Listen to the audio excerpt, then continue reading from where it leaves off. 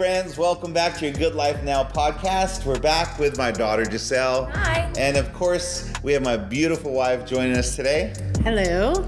You haven't been on the podcast in a while. It's been a few episodes. But you are back. And today we are talking about the House of David. Yes. Ooh. House of David. So, not sure if you all watched the show yet, but it's on Amazon Prime Video, and it's a great show that we are encouraged by. Yeah. And so we just want to talk a little bit about it. And if you have been on the fence of watching it, it's a perfect time to jump on board and watch it because the finale is airing this Thursday. If so, that's going to be pretty cool. Yes.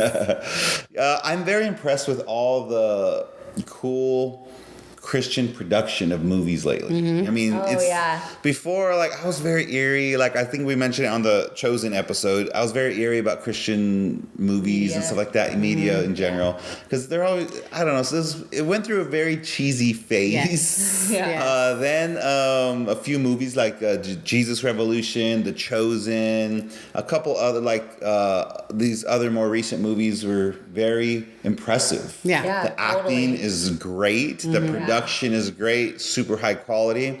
And that's kind of House of David. I didn't know much about it, but I'm like, oh, that seems like a cool show. Yeah. Then I found out the producers of I Can Only Imagine, and I believe the Jesus Revolution. I may be wrong, but I think those are the two people that produced this one. So it's pretty cool. We've been watching it, been encouraged, and we haven't really discussed it yet because we've been saving it for this episode. So, House of David, man, how are you guys feeling about it? What are you getting out of it? I'll let you start. Ooh, me start. It's been great. I've been enjoying it a lot, honestly. I was hesitant to watch it only because The Chosen really did set the bar for me. Yeah. I'm obsessed with The Chosen. I think it's so good. I mean, we haven't finished this previous season, so we still need to work through that one, but just so far in The Chosen, it's been incredible. Then the you get attached to the characters. you get attached to those storylines that are going on. So then, like, bringing in House of David, it's like a whole different production team and all of that. And I was like, yeah, we could watch it. Like, it'd be interesting. I know David has an incredible story. But since watching it, it has been great because I just feel like it brought so much depth to David's story and all of the side characters that play such a big role in everything, because obviously whenever you read the Bible, you read the main stories, but I think even when you look at the whole history of what's actually going on in the land too, that's sometimes not even written in the Bible, it's in history books. I feel like they combined both of those things, and that's why it's just brought so much depth to the story so far. I know you asked me before, and I was like, I think because, like we said, The Chosen set the bar. I think I was I liked it, but I felt like it was lagging a little bit. And it was taking a while to pick up, and now where we finally are, I'm like, okay, I'm finally kind of like more into the details of the story that's unfolding. But it did take me a good while to... I guess the first couple episodes, I was just kind of like, okay. Like, you know, and I guess because a lot of it is put together to produce the story. So, again, don't watch it trying to be biblically accurate, because it is a storytelling version of his story. But I am getting excited where we're at now in the show. Well, for me, I think that I heard rumors a while ago that Mel Gibson was going to make a David movie. Oh. You remember about that? I think I do. You mentioned like a year and that would be really exciting. Yeah. He was going to make a movie, so I don't know if they got his idea and beat him to the punch. But, I mean, the show's amazing, and I think the thing that I like how it's called the House of David, because it's not just the story of David and Goliath. It's the story of David. And I think if you read through the Bible, his story is one of the stories that is just so dramatic. And it's just not dramatic, but it's really... I would always have loved to see that in a movie, you know? So for me, watching The House of David, I don't feel it dragged at all. I think because I know the story so well that I'm kind of just watching what I've read so many times come to life. And to be able to see that, to me, is really awesome. It's really exciting because his story, it's just like the first season. I know they already announced they are going to have a second season, which is cool. And they can have multiple seasons. Yeah, because his story just continues. Forever. It starts from him being a shepherd boy. The season finale looks like it's going to end with him and Goliath. Yeah. I hope so. I hope they don't leave us on a cliffhanger. I know. Although we know where to get spoilers. It's building up to it. But see, his story is just so amazing from when he was called, when he was a shepherd, and through all that. And then when he becomes, even after he beats Goliath, there's a lot that happens in the Bible from when he actually becomes king. Much. Yeah. There's a lot of intense things. Yes. So his story is a story I could preach on for like a year. I probably give a full, there's so much content in his story. And then after he becomes king, more stuff happens, you know? And then his son Solomon, the wisest man who walked the earth, is that's part of the house of David. Yeah. So I hope it goes throughout that whole storyline because there's just so much to capture on film. So I think it'd be amazing. And that's why for me, I'm just indulging in it, you know, because I just want to see all this come to life. And like you said, a lot of people, even when we did our Chosen podcast episode, a lot of the comments were like, it's not the Bible. I'm like, okay, first of all, like, not everything in life is going to be biblically accurate because the Bible interpretations. Yes, exactly. So, I mean, the show, even before it starts, every episode has a disclaimer saying not everything is biblically or historically accurate. They try their best, but as artists, they take liberty to fill in the story because you read like a sentence. David was a shepherd. Well, they have to create what they would think it would be like to be a shepherd in those days. What is it like? And so that's what the story illustrates, all those things to just kind of leave to your imagination, you know? And for me, whenever people say like things about biblically, well, this, I don't know if that actually happened. Well, a lot of things may not have actually happened, you know? But the thing is, the old saying always comes in handy is chew the meat and spit out the bone. Yeah, for sure. And for me, what I always use to determine whether it's worthy, because just because things are written about the Bible doesn't mean it's good to watch. Remember that movie of Noah? Oh my gosh. With Russell Crowe? Oh my god. Now that was I remember that. That was so weird. It seems like they made no attempt at all for that movie to be biblically accurate. So that one, that was uncomfortable. I would not, I would never even recommend the other one, was it Moses? They tried to do. Yeah, so there are some. Oh yeah, that weird one. Yeah. And it seemed like it wasn't gonna be good, but then there was commentaries coming in, and they were giving like twisted, I remember that. Yeah. So definitely, we wouldn't recommend something like that. Yeah, that was more like a history docu-series. And it was weird. But see, these, and this is what I do. What I use to determine whether it's good is, does it draw you closer to God or not?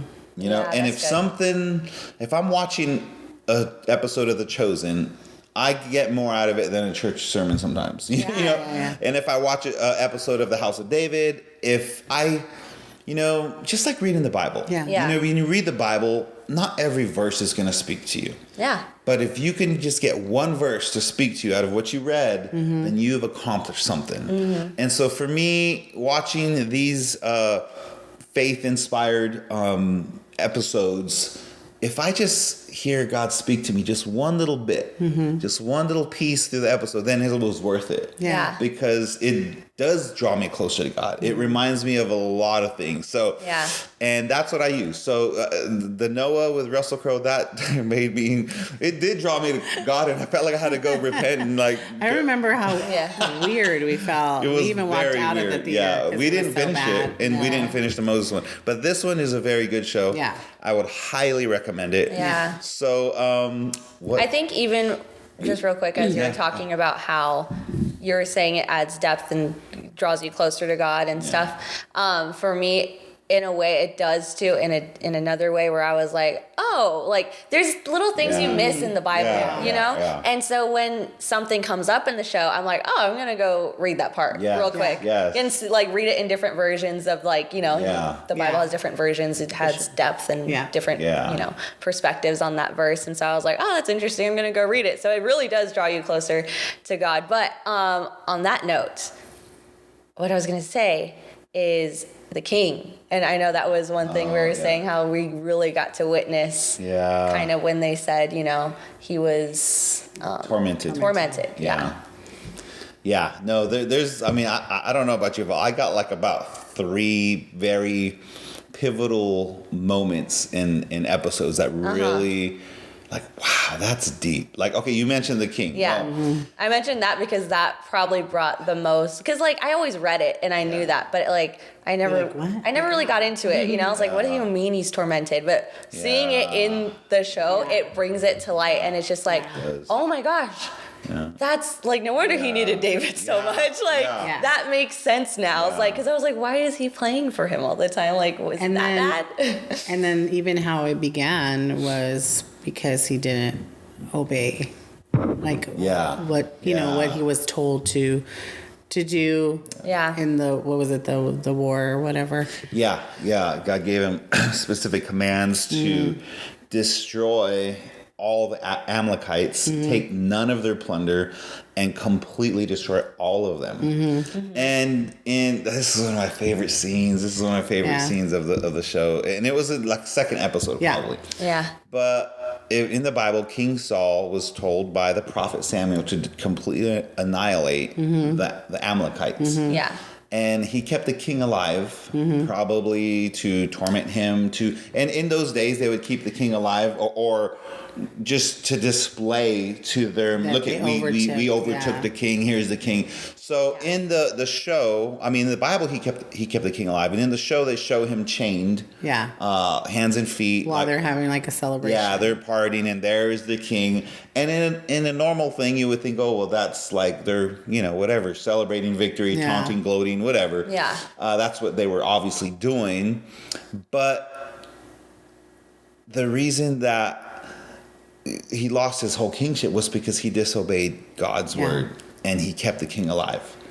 And then, of course, the prophet Samuel comes, and he's like, you disobeyed God. God told you to completely annihilate him, and he's here. And I'm not, this isn't a spoiler because it's in the Bible, okay? But the prophet Samuel himself takes out a sword and kills that king that was chained. You know? But for me, I love that. And that's what I mean, that these stories, they give you that visual. Yeah, it gives you it illustrates what you read to a powerful point. Because remember, we've heard that powerful message about Amalek and keeping the Amalek king alive, and why that's wrong, and it's to negativity, all these things. And for me to visually see this king chained hand and feet, and in the episode, he's actually like kind of taunting and bringing evilness to the daughters of King Saul there. So it's kind of... Which is kind of a visual of like when you let these things hang around, you think that it's not there or affecting you, but really... It's not even affecting you, but it's affecting those around you. And what it is that king symbolizes that sin that you don't allow, that you allow in your life. Because God told him, get rid of all of them. Just like God tells us, get rid of all sin in your life. And when we are tempted too much or struggling in one area, and we're keeping a sin alive in our life, that could be resembled by King Amalek right there. So King Amalek was the one thing God said, don't allow this in your life. He left it, and so now to see that, to me, that's what I feel like. Wow, I saw that. I'm like, that's exactly what the Bible. That's what it's like for us today. When God, we know God says, get rid of this. Don't allow this in your life. Don't think on those things. Don't do these things. Don't say these things. Don't, you know. And if us being human in our humanity, if we're tempted or allow something in our life, that's that ugly king. That's that nasty And so for me, I saw like, oh man, I got convicted. God says, see, that's and then the scene that you liked with the daughter, right? Which one? Refresh my memory. You said that you liked how it showed it was. Oh yeah, how he was like, she was just kind of like what is this gross guy here? Yeah. You know what? And so she looked at him, and he was like looking at her. And like with his eyes affecting and influencing her, where she was getting like kind of like almost hypnotized in a sense. And I love that scene. You're right, because it shows that the things you allow in your life that you know aren't of God, not only does it affect you and your future, but it affects those around you. Because here it is, King Saul's family is being affected because he disobeyed God. Yeah. So now the daughter's being negatively influenced. Oh, yeah. Because he disobeyed God. Yeah. So that's a great conviction and a reminder that we all need to be reminded of to cleanse ourselves, wash ourselves, check ourselves, our life. You know, after watching when God speaks to us, He tells us to do something. After watching that, I'm like, dude, I gotta check myself, because I do not want that dude hanging around in my life. And going along with that, I mean, you mentioned about King Saul being tormented by the Spirit. Yeah. So to me, of course, that's to an extreme in a sense, but I love how... Maybe, might not. Okay, and that's the point I'm bringing up, is that here it is, King Saul's being tormented by this spirit. Yeah. So King Saul, in the show, he's about to give his daughter in marriage, and as he is, there's literally a physical... a person there, which represents a demonic spirit to Saul, and telling him things in his mind where no one else sees him but Saul, no one else hears him but Saul. And he's saying, oh, he just wants to steal your kingdom, he just wants to do this and that. And then so I love that we get that inside look, because remember, that's the same way the devil speaks to us. We can't even see it. No one else can see it, but we hear in our minds those thoughts. And it reminded me of that story. Do you remember I shared with you of Paul Young Cho? Is that what you're thinking about? The chair story? No, when Paul... I'm interested in that now. But let me tell you mine. And don't lose your thought, because I'm really... What was something a demonstration you did one time with... What was that? But no, go do yours first. Really? Yeah. Okay. Well, and to me... like seeing Saul struggle with his spirit shows us how it is when the devil is tempting us with doubt, with fear, with anxiety, with temptation for sin. Anything the devil is shooting, the Bible calls him shooting fiery darts at us to get us to doubt God, to not believe all these things. That could be seen in that exact image, that episode. If you watch that episode...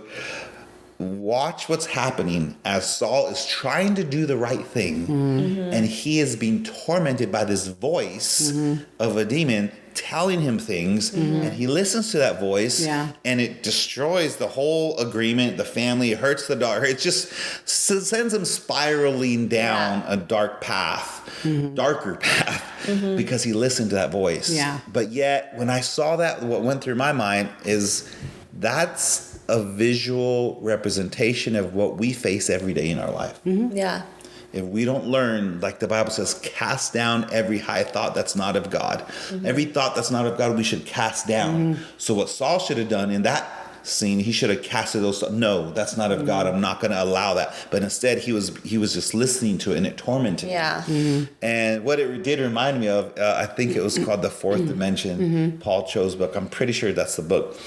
He gives a story, I'll never forget it, where a couple in his church called him to the house. He went to their house because it was a couple, married couple, they were fighting, arguing, and they needed the pastor to help because they were like getting super escalated. And so he goes to their house, and the husband and wife are arguing, and as the pastor Paul Cho is standing there wondering what to do, God gave him a visual of a demon telling the wife something about the husband, and he would hear it, and the wife would repeat it. And then he would hear another spirit tell the husband something, and then he would repeat it. So the wife would say, I don't forget what he said. Let me make something up. He'll say something like, yeah, well, you never show me that you care about me. The demon would say that. And then the wife would say, yeah, well, you never show me that you care about me, you know? And then the demon would tell the husband something, yeah, well, you don't do this for me or whatever. And then he would repeat it. So it was a visual, I remember, where he got an inside scoop where he saw literally their argument was them repeating what the devil was telling them. You know, they were just repeating what they heard in their mind. And I'm like, wow, that's crazy. And that reminds me of kind of like that episode with Saul, where he's kind of echoing what he hears, you know? But the demon saying, don't do this. Don't allow her to marry you. And then, so he goes, yeah, we're not going to go through with this. You know, so it kind of echoes. He even tells him himself. He's like, you're just trying to come for my throne. He literally tells him that. He literally said what the demon said. And so if that's true, and if Paul Young-Cho's vision is true, that's scary. Yeah. And I mean, how real is it? I believe it. I mean, real. We know, we've seen this in real life situations, you know, where, you know, like, you're like, where are you getting that thought from? Or why are you saying that? Why are you thinking that? You know, and how much more when things are escalated, your emotions are there. You're not. And even more when you're just not surrendered to God, because when you're surrendered to God, you're going to hear God's voice, or you're going to recognize when it's not God's voice, and you're going to be able to filter that capture that thought, you know. But I definitely think it's a good visual for us to see, and to be able to be like, okay, I need to recognize that in my life, you know, and be able to know when it's not God, and when the voice I'm hearing is not, or the thoughts that I'm... Every thought that goes through your mind is not of God. Of God, no, for sure not. And just because you're thinking a thought, it's not your thought. It doesn't automatically mean it's your thought, and it doesn't automatically mean it's God's thought. So just because it pops in our mind, you think, oh, well, dude, the Bible clearly says to filter what pops into your mind. Filter. And to think all of this is because he didn't obey God. Completely. You know what I mean? So I think it's just a good reminder of when God speaks to you, when you know God's telling you something, you know, because that's how it got God, because that's the open door. He left. He opened the door for the devil to come in, speak to him that way. And it was harder for him to resist that because he didn't fully surrender that to the Lord. You know, he didn't obey the way he should have obeyed. So, and it escalated and got worse and worse and worse, and we're at the point now where it's getting super bad. And I think, like you said, that's what happens when you're not surrendered to God. If you don't surrender to Christ, you're opening your path to hear these voices on a more stronger level, and the more you obey them, the more you're controlled by them, dominated by them, and it's only surrendering to Christ and repenting of sin that can break and shut those voices off and give you... Reading the Bible is the biggest filter where you will recognize, you know, the Bible is the filter. You know, if we had like a you know, the coffee has the filter, you put the grains, you pour the water, and the grains stay there, but the water comes through. And that's exactly what you should put. All of our thoughts should go through the filter of the Bible, where stuff that aren't of God will stay up top. And what's in the cup that you drink is the good stuff from God, you know? What's funny is I was just on our Instagram, the Good Life Now Instagram, and I was looking at our old posts, and one of them said, and I just recently saved it because I was like, that's really good. It said, think about what you're thinking about. And I was like, wait, that's so good. And then it's so funny that we were talking about that now. I was like, I literally just saw that like yesterday. I was like, wow. Think about what you're thinking about. That's great. And it's just exactly what we're talking about, you know, with this whole episode and him being tormented. I mean, those are like two of the main things that really just gave me a visual of what things are like, and I think it's important to get that visual because we are on this earth, we got apps, we got high technology, all these things. We forget or can forget that the spirit world is real.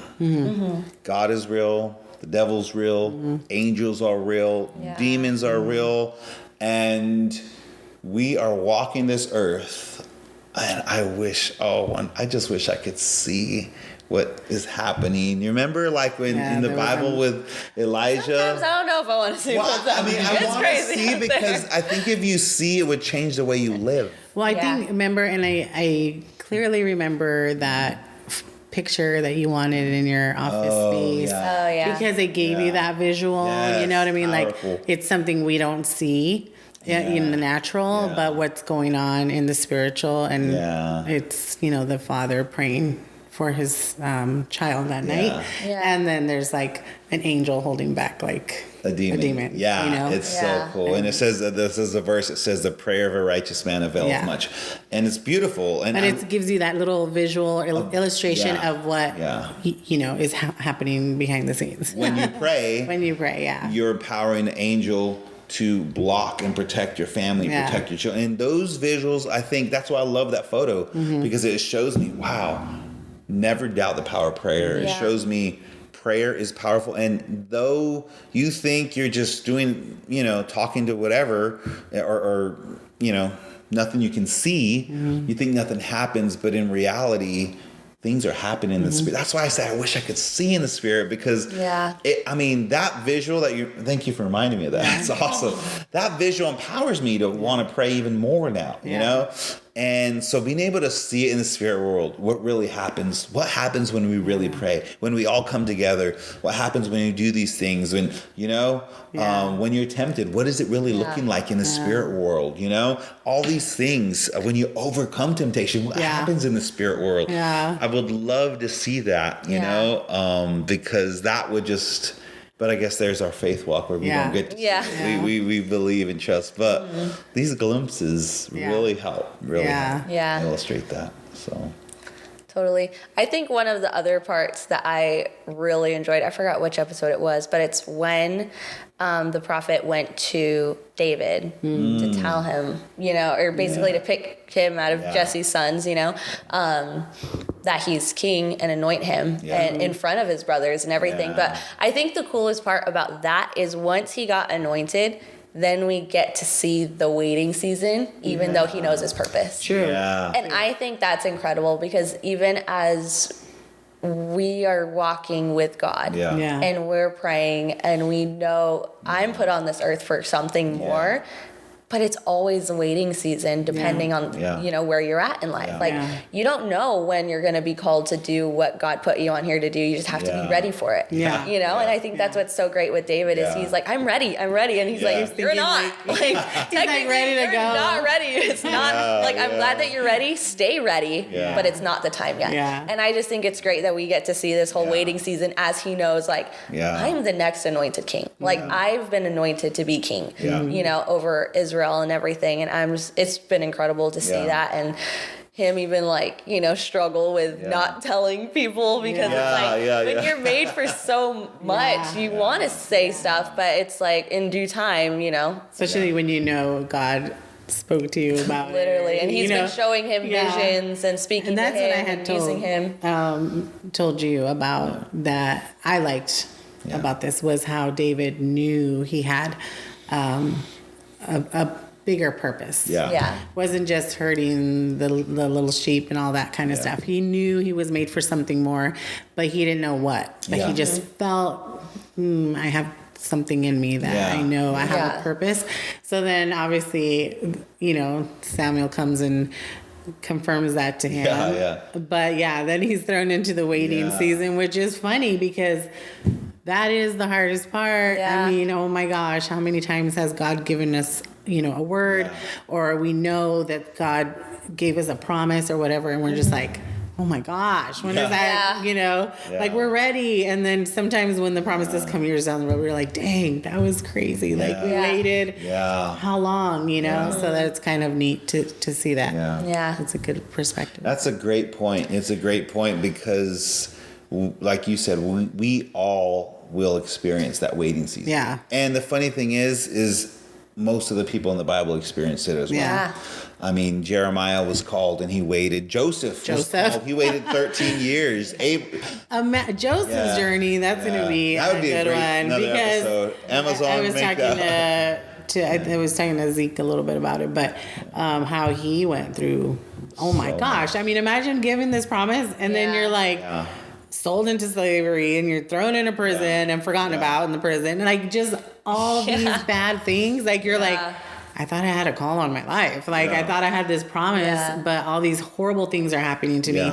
I mean, that would make you want to give up, but it just made him keep pressing on. So I think that's those that's waiting the biggest seasons encouragement. are. I mean, everyone listening to this podcast or watching it on YouTube, you know that if you're in that season, this will encourage you because so many. I mean, like you said, he knows he's the king of Israel or anointed, but from the time he was anointed till the time he actually becomes king is a big old journey. And so for the time we receive a promise to the time we walk in it, that's a journey too. That's a journey. I mean, Joseph, he was, got this vision that he was going to be great and everyone's going to bow before him and all these things. And, he was going to lead and then he goes through the exact opposite. Same thing with Abraham. He gets this promise directly from God. You're going to be the father of many nations. And can't even have a kid for 25 years. That's crazy. 25 years. I mean, gee, but talk about a wilderness. So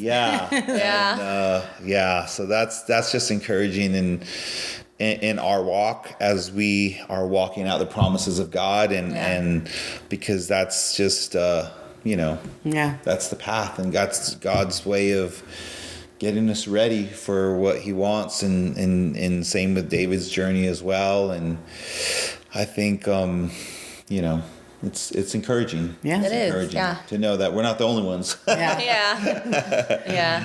We're in good company, right?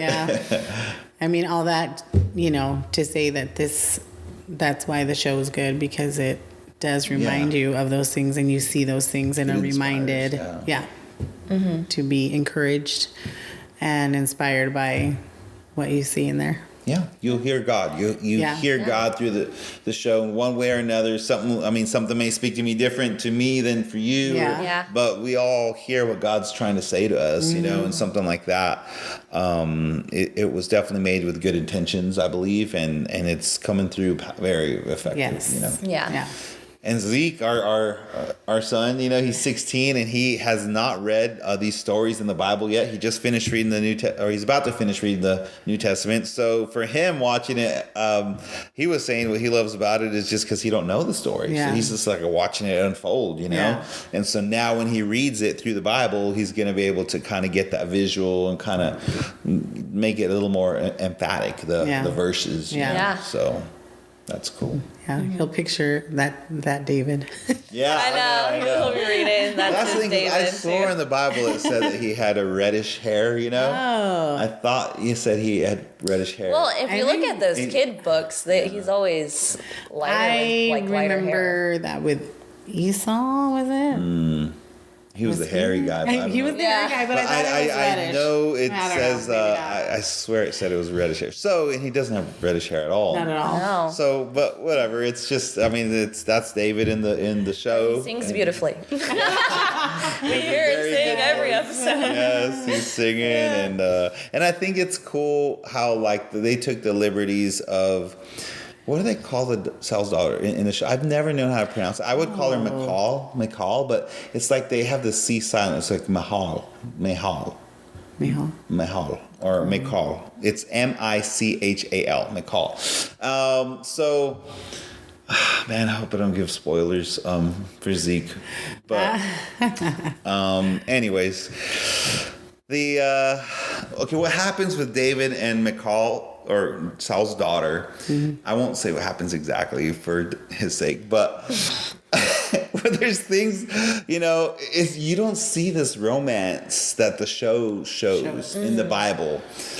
Okay, I'm going to spill it. Sorry. Yeah, it's fine. Okay, but so King Saul says whoever takes down this giant, their family doesn't have to pay taxes or something like that, and he gets to marry my daughter. Oh, because he even did say he says that at this yes, episode. I know. I caught that. I've been waiting for that. Yeah. And so I know that, David, And it's funny because in the Bible, you always wonder, like, and I've heard a preacher say that once before too, like David did defeat Goliath. Mm-hmm. Yeah. But if you read the Bible, David says to his brothers, what did the king say is going to happen? Yeah, I remember that. Like, so it's almost like... He was like... It was a personal thing, too. It wasn't like... I mean, I'm not denying the fact that he says, you defy the armies of God, I'll destroy you. But... there was a hint of selfishness, it seems, because he says, wait a minute. What do you think? What do you say is going to happen to the guy who takes this giant down? Yeah. He goes, well, he gets this financial reward and he gets to marry the king's daughter. He's like, yo, put me up. I'm in. Put me in, coach. Put me in, coach. And I think that, I mean, it's good because it shows that even our personal desires God uses. Yeah. And I think that you say, well, he was selfish to do that. Well, it just shows that God uses your own heart's desires. Yeah. The fact that you have a desire to do things. How are you personally built? How are you created? If you have a certain desire to do, certain profession or career or creative or things like that, think like, well, that's my personal desire. Yeah. Well, God put that in there for a reason. Is God's going to use your personal desires to help you walk the path He called you to. Yeah. Mm-hmm. So for me, like, the only time we hear of Michal in the Bible is after he defeats Goliath. Yeah. It doesn't talk about, but then you realize that David was at Saul's house playing music for him. So he probably at least saw the daughter. Yeah. I don't know how far in the show they have more of a relationship they're building. Yeah. The Bible doesn't necessarily say, and then David snuck around and went to go meet his daughter. The Bible doesn't say that. But it makes sense because the Bible says that David was definitely interested in defeating this giant after he saw the rewards he would get. Yeah. And so that's what I like, how the show did illustrate that, and it made it believable. Yeah. That now David's not just, I'm going to go marry this stranger who I think is hot. He's like, the show shows that he was in Saul's house. Yeah. He did meet her. He did do these things. They did have conversations. They did like each other. Did catch his eye. Yeah, and then so then when he hears that, he steps up to the plate. Yeah, that's great. I know. And then I love what I've talked about many times before too, which encourages us in our giftings, our personal giftings, our personal desires and talents that we have. Is we haven't got there in the episode yet, but that David defeated Goliath with a slingshot and a rock. Mm-hmm. Yeah, and that wasn't just, I like how it shows how that wasn't just like a supernatural miracle where David picks up some weapon he's never used in his life. And he just got, something came over him. A rock. And no, it was a skill. It was a skill that David developed. Yeah. It was a skill that he developed to scare off things that were creatures, animals that were going to attack his sheep. He would use his slingshot and just scare them off. And the show shows him just being so good with his slingshot. And I like how it showed that because it shows that David was developing a skill that he had no idea was going to defeat Goliath. It was just a skill that he was just developing, and he never thought this skill would be so he was going to need in it. his life. And that goes to encourage you. What skills are you developing?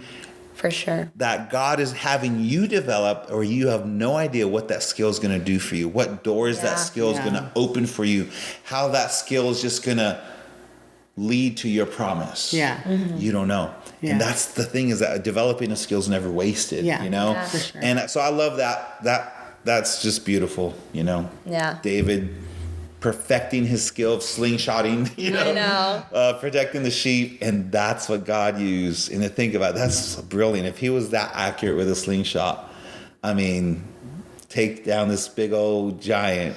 It was little, but it was something he was good at. And he was good at it because in the Bible, they put Saul's armor on him. Oh, yeah. They gave David Saul's sword. So Saul's going to go. They're like, okay, go out there. You're prepared. So David picks up Saul's sword, and he's realizing that I'm not comfortable with this. I'm not used to fighting with this sword. This isn't me. Yeah. Mm-hmm. So he puts it down, and he beats himself. Mm-hmm. I'm not good with the sword, but I'm really good with the slingshot. Just give me that. Yeah. Give me that slingshot. And so I think that's just another little nugget in David's story, how God uses our skills and talents, what we're naturally or what we've developed. Uniquely good at. Yeah, What do you put in us? You don't need to be somebody else. You can be yourself, and God's going to use you as you. Yep. You don't need to try to be who you see on TV or who you see as an influencer or anything.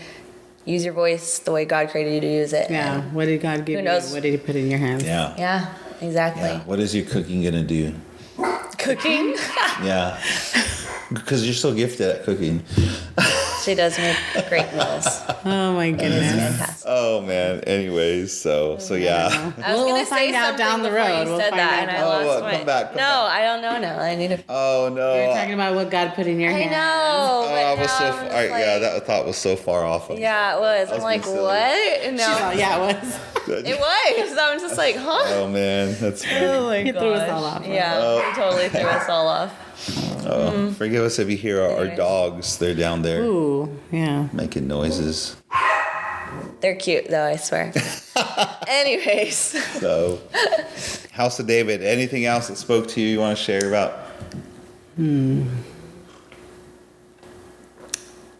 know, one thing that I think is interesting, and we haven't talked about it at all, is how the wife the witchcraft. has taken it into her own hands to try to keep everything together, Yeah. but not with God, not through Yeah. God. So She's true. taking matters into her own hands Yeah. to try to fix it, patch it, however, to Yeah. make it seem fine. Yeah. And it just continues to fall apart. And, you know, it's just Even to the interesting. point where the kids are telling her, "We serve God." Yeah, like, what are you She's like, doing? no. She's like, don't say that name Yeah. near Yeah. me in my presence anymore. Yeah, so yeah, that's what she yeah. says. Yeah, it's crazy. So that's kind of an interesting little storyline that's pretty, prominent. it's pretty, I mean, it affects so many Yeah. things that are happening. Yeah. But And that's something I don't know. I haven't gone back. I mean, Yeah. it's been so long since I read that story in the Bible. I mean, I've been reading a few little things to check Yeah. up on, but like that part, I don't recall. Yeah. So I'd have, and it might, maybe in the Bible, may not. Yeah. I don't know. You Yeah. know, I'll read it and find out, or you read it. Let me know. But but that is a good part in the show. Definitely pivotal. So awesome. at least you could edit that out. He doesn't edit anything out. It's pretty much just a raw conversation. It is, so yeah. That's good. But let us know how you're enjoying the conversations, you know, and let us know if it's if you like them and what you want to see coming back. And we appreciate you all watching and listening to the podcast, and love to see it growing. Thank you guys for subscribing and watching like that. And if Sharing you're and watching commenting. House of David, let us know what you like about it, what you don't like about it. We'd love to hear all Let's the... start a conversation in the comments. Yes, for absolutely, sure. absolutely. And who knows? Maybe we'll have to do another, or at least touch Finale episode. We might have to wrap it up. Yeah, like we'll how see. it wraps up. I can't wait for the finale. It's this Thursday. We know they're gonna leave us on a cliffhanger or with something. I hope it's not too big of a cliffhanger. Yeah. I hope that he defeats Goliath on this know. season. Yeah. There's only one episode left, and he hasn't even seen Goliath yet. I So know. how is this going to happen? I don't know. And each episode is like 45 to an hour. Yeah. So it's like, how are we gonna get there? I don't know. Yeah, I don't know. I don't see it happening, but maybe. I Yeah. hope so. It's very well done, though. Very well produced. So Yep. it's definitely encourage you. So we encourage you to watch it, check it out, and as always, thank you for. Are we done? I think we're done. Yeah, I think we're good. Yeah. Wrapping up, we had a good conversation. I was just so inspired by it. We want to share it with you guys. So hopefully it inspires you to watch it and be encouraged. And let us know what spoke to you. I really want to know, because those are a few of the pivotal things that we spoke picked to. up. Yeah, that Yeah. spoke to each of us. So, all right, guys. Well, thank you so much. Don't forget to like, subscribe, let us know you love it, and we will see you next time. And as always, my friends, cheers to your good life.